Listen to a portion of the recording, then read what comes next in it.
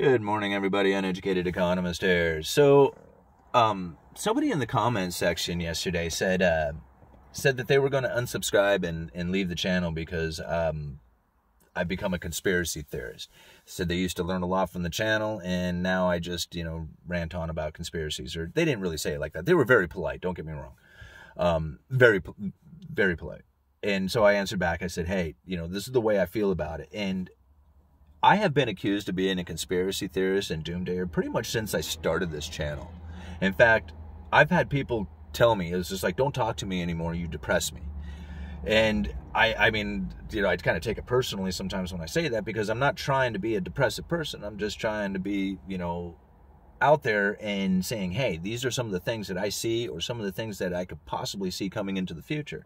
When I first started talking about a central bank digital currency, everybody said that was a conspiracy. Not everybody, because some people would totally agree, but there was a lot of people who said, no, central bank digital currency, never going to happen, never going to see it, nobody will ever use it. Here it is. It's happening, it's going to happen, and in the next 10 years, it'll be pretty much, the only currency everybody uses. If you want to consider that a conspiracy theorist, so be it.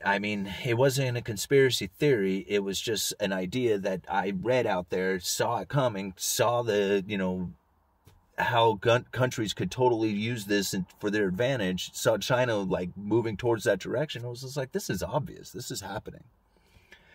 So it's not just a conspiracy theory, it's like a conspiracy idea, or just like an idea in general. A conspiracy is when you have a group of people who are trying to do something, like they are trying to conspire to make something happen. That's why I don't believe there's a conspiracy theory behind the lumber pricing. I put out my conspiracy theory, and it was, pretty outlandish if you ask me. But if there was a conspiracy theory out there, that would be mine.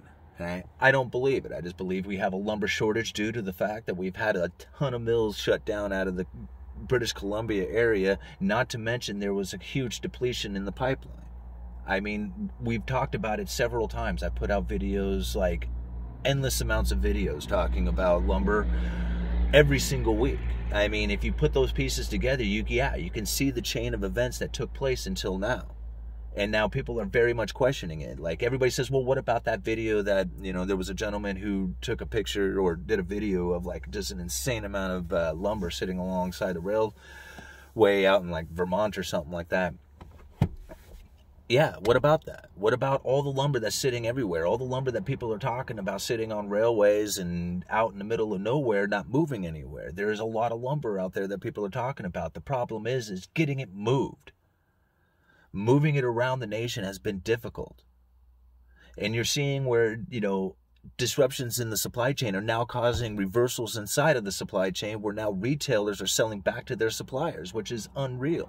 To even think about that is it doesn't even make any sense. So, as far as conspiracy theories, I don't find a conspiracy theory there. It's just a chain of events that took place. Now, a lot of people want to say that it's a conspiracy theory, and it's like, all you have to do is just follow the money, and look where the money is, and look who's making the most money. Well, yeah, they're the producers of the product that is demanding an incredible price for it. No wonder why they're making so much money. It's not them to blame. They're the ones who are pretty good fortune for us, isn't it? You don't blame those people. Were you going over there saying, hey, man, I want to help you guys out when you were in the gutter? Do you realize how damaged these mills were over the last few years when the price went to $250 per thousand and there was almost no demand going on out there? Tariffs and everything else taking place, just totally disrupting the supply chain. Nobody was saying, oh, the poor mills when they were suffering. Now they want to point at the mills and going, look at these greedy bastards. That's not the way it works, guys. Things happen here. I get it, right? This isn't done on purpose.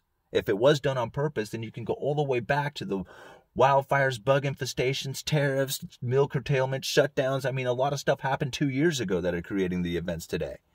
But you can go ahead and blame it on the current administration if you want. That's up to you. Blame me for conspiracy theories, and I see people out there saying that. I'm like, what the heck at that pot? What could have possibly happened in the last 4 months to cause a supply chain disruption of this magnitude, considering all the things that have happened over the last couple of years? All right? There's nothing out there that could have done this. in 4 months. This has been a chain of events, a long time coming. So it's not conspiracy theories. You have to think about these things in order to understand what it is that is going to be coming. At some point, all this is going to reverse and the supply chain is going to free up and the lumber prices are going to come down and people aren't going to know how to react to that. They're going to be like, every time I buy a 2x4, it's cheaper the next week. They're going to hold off on projects because the prices keep coming down. They're holding off on projects as the price keeps going up. They're going to hold off on it and the project's going down. And then you're going to have something I'm going to coin something right now. It's going to be called project delaying fatigue.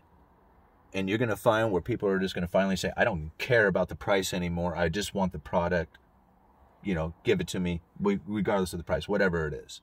They're not going to pay attention to the price. It's going to be going up. It's going to be going down. They don't know whether to buy now, buy later. They're just finally going to get frustrated with it all. And they're just going to be like, fine, just here's a bunch of money. Go put the house there. Go put the fence in. Go put the deck. I don't care what it costs anymore. And I have a feeling that's what's going to take place here in the future. Something else I wanted to talk to you guys about. A couple of weeks ago, like 3 weeks ago, some friends of mine, they have restaurants here in town, and it's been a very difficult time for them, but things are starting to open up. The weekend traffic is starting to flood back in, and the restaurants are really happening. And she went to go hire some staff. Scheduled 5 interviews for a day. Says, okay, I'm going to do these 5 interviews. 3 of them, no call, no show, completely ghosted the interview. Now, I thought to myself, wow, that is strange. I mean, I thought, here we are, just coming out of recession. Everybody was on unemployment. They were, complaining about jobs and work and nothing out there. And 3 people ghost an interview? I mean, I can see like 1 person or maybe even 2, but 3? And then she said the other 2 applicants really weren't that interested in even having the job. They were like less than desirable. And so I got to thinking about that, and I'm like, well, what's going on? And I thought, well, if you have your food covered, you don't have to worry about eating, then that doesn't drive you to work, because the number one thing that'll get you to work is being hungry. So if you have a food card or food stamps or something like that kind of going on, then that doesn't drive you to work. And so rent, you got to pay, you got to have a place to live.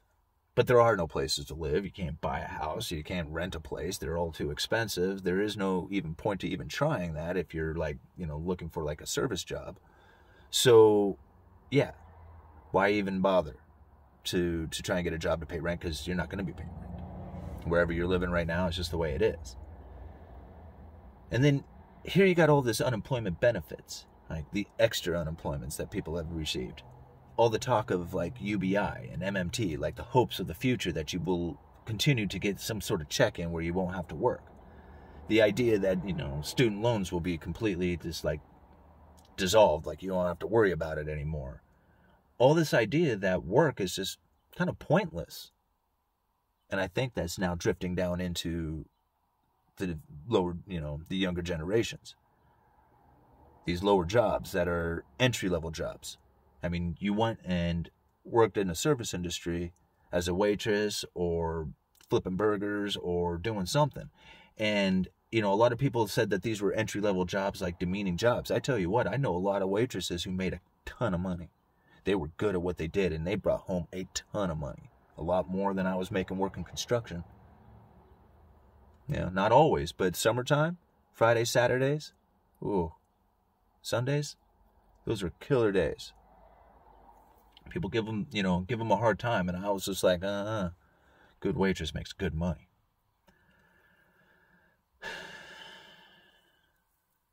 So I think about what it is that these kids are expecting. They're expecting money. They're expecting somebody to provide them a house, take away their debts. See, when I was a kid and I was in high school, I wanted money because I wanted a car. I lived out in the country and I wanted to drive somewhere. Otherwise, you were stuck at home. Having a job for me meant freedom. I could go places if I had a job. I needed money to do that. So I got a job early. I got a job in high school, a part-time job. I would work after school and weekends. And the day I graduated high school, I had my own apartment. I mean, I had already had it paid for, sitting there, ready. The day I graduated high school, I grabbed my stuff, I left. I said, Dad, I'm out of here. And he says, all right, kid, you're on your own. I mean, good on you. I can't believe, he didn't say, I can't believe you did it. He was like, good on you. He patted me on the back. He says, let me know if you need anything. I was on my own. The day I graduated, I think about kids today. There is no way in the world that two kids graduating high school with regular jobs, one working at a pizza place, the other one working at a lumberyard, is going to be able to go out there and make it like that. Rent an apartment, have 2 cars, pay insurance, pay light bills, food. I didn't have any help. We were on our own. And I think about the condition of the environments today inside of the economy. That's not possible. You can't do that today. So yeah, times are changing. Times are changing fast. And the fact that people are ghosting interviews, how I'm reading across the nation right now, how employment for service industry is like hard to find. I was reading an article just before I started this video, like I don't know what state it was in, but like I believe it was like an Arby's who were saying that they may need to shut the restaurant down because they can't staff it. Nobody wants to come in and work. Like they cannot find employees. Isn't that strange? In a time out there where I see homeless running rampant and they have a hard time finding employees. What's going on here, guys? I think, is it really just the perception? Is it people feel that they're just not getting paid enough? Or do they feel that they just don't have to work? Like everything else would be provided for them. Everybody's already said it so many times. I mean, I hear it over and over again. AI is going to take over all the employment. UBI is going to be a necessity, that it has to come in. Modern monetary theory is definitely in the future.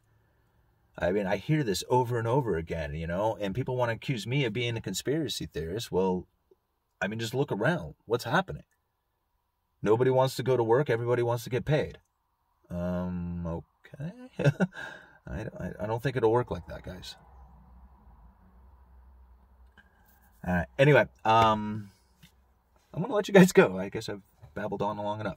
Uneducated Economist, you guys let me know.